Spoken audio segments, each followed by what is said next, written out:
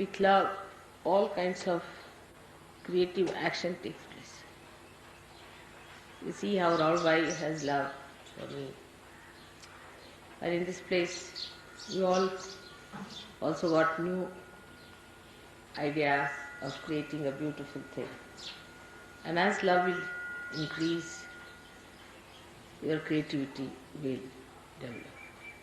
So the basis of all creativity of Saraswati is love. If there is no love, there is no creativity. It's even in the deeper sense. If you see, people who have created all the scientific things are also out of love for the masses, not for themselves. Nobody has produced anything for themselves. If they make something for themselves, it has to become for universal use, otherwise it has no meaning. Even if you say atom bomb and all these things are created from science, they are also very protective. If they had not created those, people would not have taken out their minds from war. Now nobody can think of having a big war. Of course they are having cold wars, but that also will gradually stop when they will be fed up of it. So all the activity on the right hand side of Saraswati basically has to end up in love, starts with love and ends up in love. Whichever does not end up in love coils up and finishes up. It just disappears.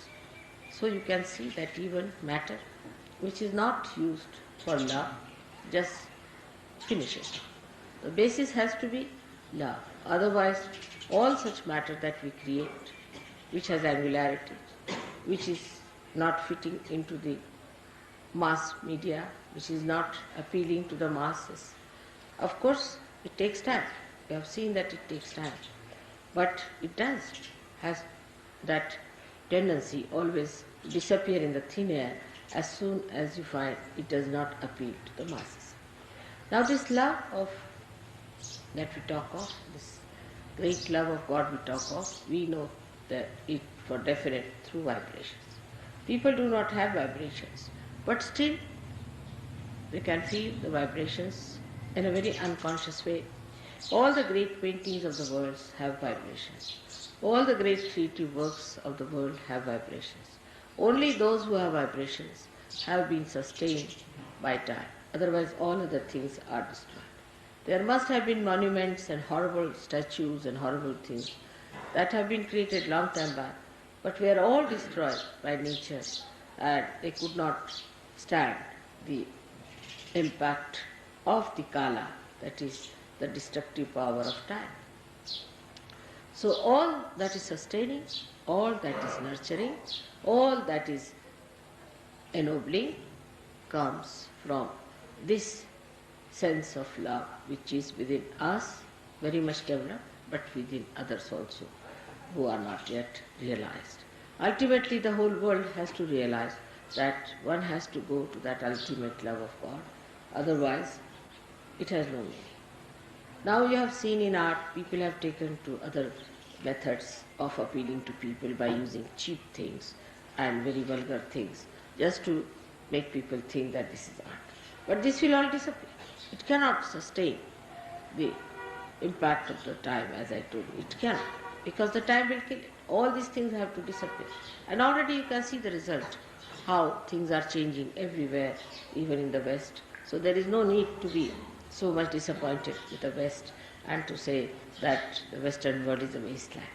It is going to be all right, and it has to be done. Especially it has done a lot of puja of Saraswati, I should say, in the West. Much more that they have done in India, because they have gone to learning, they have tried to find out so many things. But only thing they forgot that it is a goddess of learning. Everything comes from the goddess, that's what they've forgotten. And that's why all the problems have been created. If there is no spirit in your learning, if there is no source of the goddess in your learning, then it is absolutely useless. If they had realized that there is the spirit that is working it out, they would not have gone that far. And that's what I was warning the Indians all through, that you are now taking to industrial revolution in a way. And to avoid all the complications of industrial revolution, you must try to know the Spirit. If you do not know the Spirit, you will have the same problems as these people have, because they are also human beings, you are also human beings. You will go the same way, at random you will run, and there will be problems, the same problems as the Western people have suffered. Now, Saraswati's blessings are so many that one cannot describe in such a short time. And the Surya has given us so many powers that it is impossible to tell them even in one lecture, even in 10 lectures. But how we go against Surya and how we go against La Saraswati while doing the worship of Saraswati is to be seen very clearly within ourselves. For example, the Western people are very fond of Surya because they have no Surya with them. But they go too far with it, as you know, and create complications within themselves of Surya. But the main thing that one has to achieve through Surya is the light within. Is the light within. And if Surya chakra at the Agya level is occupied by Lord Jesus Christ, then it is even more essential that the purity of life, what we call niti, is the morality of life. The morality itself has become very much sort of an argument in the West. People don't have any sense of absolute morality. On vibrations, of course, you know. But they have gone all against it. Those who are the worshippers of Jesus, those who are the worshippers of the Surya, of the Saraswati, have all gone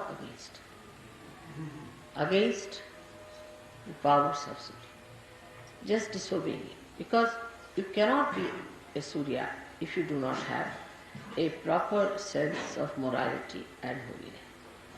The Surya itself brings light. You see everything. So many qualities Surya has got. It dries up everything that is wet, dirty, filthy. It dries up all these places which create parasites. But so many parasites are created in the West. Not only parasites, but there are horrible cuts and horrible things which have come into those countries, which is supposed to be full of light. And in that darkness, they exist. Darkness about their spirit, darkness about their own knowledge, and darkness about love. These three things have taken over in the places where you are supposed to love light. Light doesn't mean what you see with your gross eyes. Light means from within, the light of love. That one should understand. Light of love. And it's so soothing, it's so sweet, it's so beautiful, it's so enamoring, it's so abounding that unless and until you can feel that light within you, that light which is of pure love, of purity, pure relationships, pure understanding, if you can develop that kind of a light within yourself, then the whole thing will be cleansed. Wash me and I shall be whiter than snow. This is what happens to you when you are completely cleansed. The purest form of nature is within us. The purest form of nature is within us. Our chakras are made out of that purest form of nature. We are the only people who are spoiling it by our mental thinking. Again, the same Saraswati's one. We are going against Saraswati itself. Saraswati cleanses all that is impure in nature, while with our brain activity we are spoiling all our brain activity goes against pure intelligence.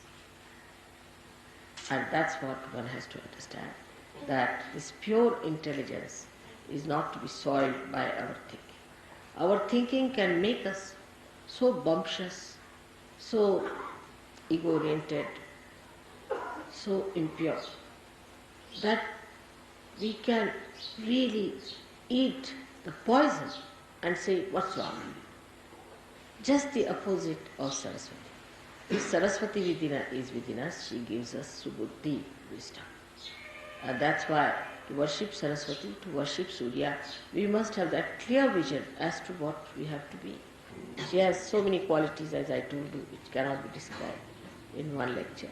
But one of the greatest qualities of hers is that she ends up into subtler things. Like the Mother Earth will end up into fragrance. Music will enter into melodies. Like that, whatever she creates ends up into something later. Matter, whatever she produces, ends up into aesthetics. If matter does not have aesthetics, then it is gross. Like that, everything. Now, you will say, what is water? Water becomes the river Ganges. These are the subtler. So, the matter gets into subtler things because it has to permeate. It has to permeate. So, everything, whatever it is, and the best of all is the air. That air becomes the vibrations. So you can see how whatever has come out from this matter, from these 5 elements, becomes that subtle thing. Of course, the left side and right side both work it out, because the love has to work on this, and when love acts on matter, it becomes. And that is how one has to look at your own lives to make it a beautiful combination of love and matter. May God bless you.